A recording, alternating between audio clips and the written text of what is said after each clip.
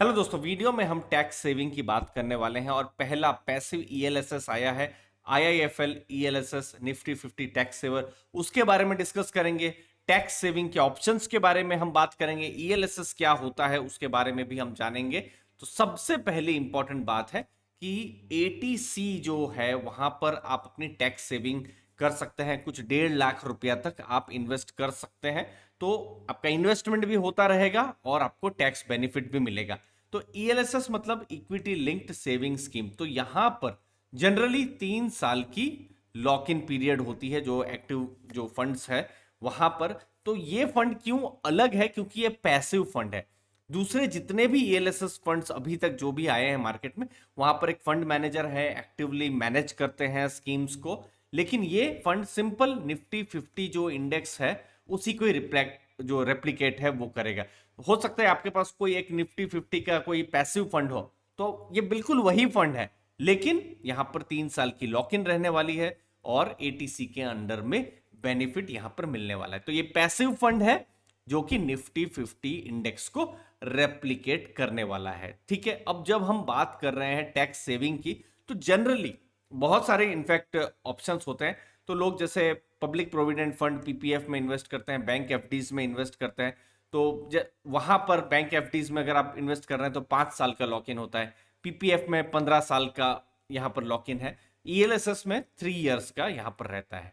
ठीक है, रिस्क के हिसाब से आप देखेंगे तो ईएलएसएस हमेशा हाई रिस्क रहता है, क्योंकि यहां पर आपको पता नहीं होता है कि आपको क्या रिटर्न मिलेगा। एफडी अगर आप करेंगे आपको पता रहेगा 5 साल के बाद 7% मिलेगा या 6.5% मिलेगा। पब्लिक प्रोविडेंट फंड के समय समय पर नए नए जो रेट्स हैं वो आते रहते हैं। जो 1997 98 में कुछ 12% मिलता था, अभी कुछ 7.1% मिल रहा है। तो ये रेट्स हमको पता रहते हैं। यहां पर क्या है, मार्केट लिंक्ड है और ये जैसे निफ्टी 50 है, तो निफ्टी 50 जैसा परफॉर्म करेगी वैसा ही ये भी परफॉर्म करेंगे। निफ्टी सपोज 5 साल में बहुत अच्छा की तो इनका बहुत अच्छा परफॉर्मेंस रहेगा। तो ये हमको देखना है, ये मार्केट लिंक्ड है। तो इसीलिए रिस्क जो है इन्वेस्टर्स को अपना जरूर देखना है। कोई इन्वेस्टर लेट्स से अपने सीनियर सिटीजन के आसपास जा रहे होंगे तो उनके लिए बहुत ज्यादा रिस्क है, तो शायद उनके लिए प्रोडक्ट सही नहीं होगा। तो अपने जो एडवाइजर्स हैं, आपके जो फाइनेंशियल एडवाइजर्स, वो आपको यहाँ पर गाइड कर पाएंगे कि ईएलएसएस आपके लिए सही है एटीसी में या पीपीएफ या बैंक एफडी। तो ये पहला पैसिव ईएलएसएस म्यूचुअल फंड है जो कि टैक्स बेनिफिट भी दे रहा है। तो यहां पर क्या क्या एडवांटेजेस आपको मिल सकता है? क्योंकि ये पैसिव फंड है तो इसकी जो कॉस्टिंग जो रहेगी वो कम रह सकती है। देखिए, जब भी आप किसी भी एक्टिव म्यूचुअल फंड में इन्वेस्ट करते हैं और अगर डायरेक्ट प्लान में इन्वेस्ट कर रहे हैं तो 0.8 0.9 या 1% का होता है। फिर अगर आप रेगुलर प्लान में जा रहे हैं तो वहां पर डिस्ट्रीब्यूटर कमीशन भी होता है, तो कुछ 1.5% या 2%, again scheme to scheme depend करता है। तो यहां पर चूंकि पैसे भी है तो बहुत ज्यादा कॉस्ट नहीं रहेगा।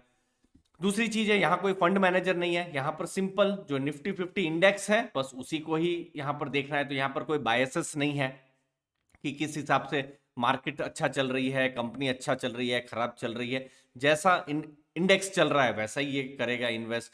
ठीक है, फिर ये अपने जो एक्टिव पोर्टफोलियोज हैं उनको कॉम्प्लीमेंट करेगा।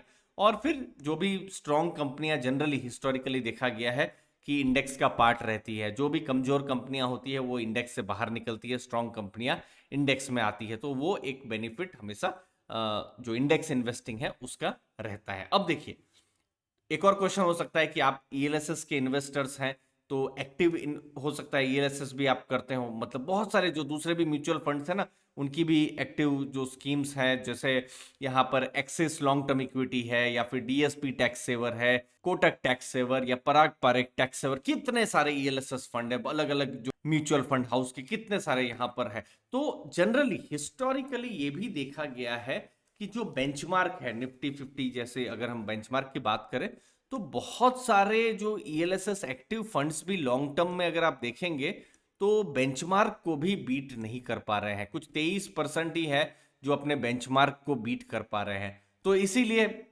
आजकल इन्वेस्टर्स भी थोड़े पैसिव इन्वेस्टिंग की तरफ जा रहे हैं, जहां इन्वेस्टर्स ने देखा है कि एक्टिव इन्वेस्टिंग में खर्चा भी उनका ज्यादा होता है और वो बीट भी नहीं कर पाता है जो भी बेंचमार्क है।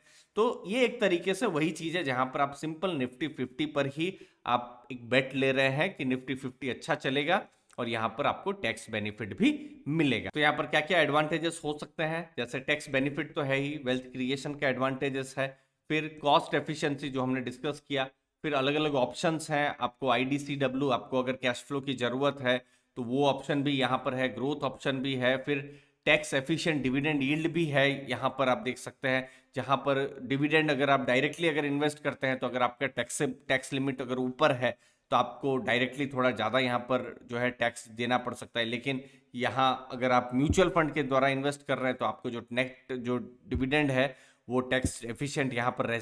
तो ओवरऑल बहुत सिंपल है ये एटीसी में, अगर आप टैक्स के लिए देख रहे हैं तो बहुत सारे ऑप्शंस हैं, आपको अपने सभी ऑप्शंस को देखना है।